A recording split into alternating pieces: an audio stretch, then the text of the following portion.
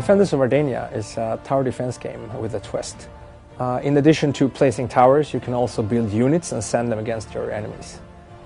You also have access to spells, powerful spells that you can use to boost your units, or you can destroy your enemies.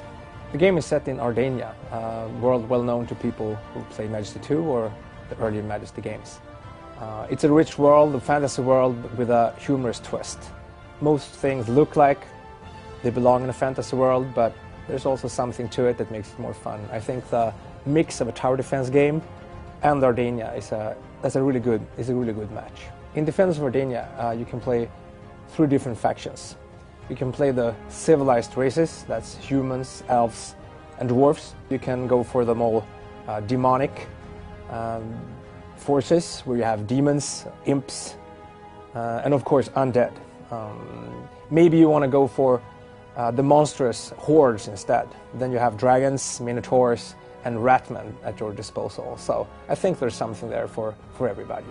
What makes Defenders of Ardania unique is that you can both attack and defend. This sets us apart from other tower defense games.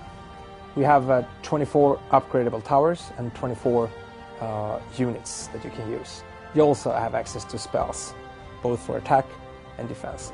So all of this combined makes for a varied experience. You can use a lot of different tactics to defeat your enemy.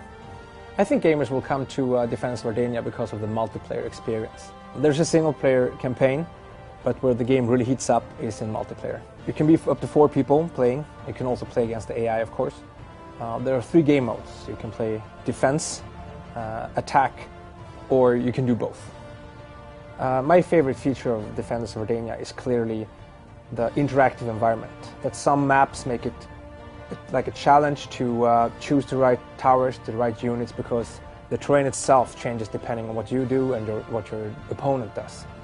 This really adds a layer to the gameplay in tower defense that I have not seen before, and it looks really cool.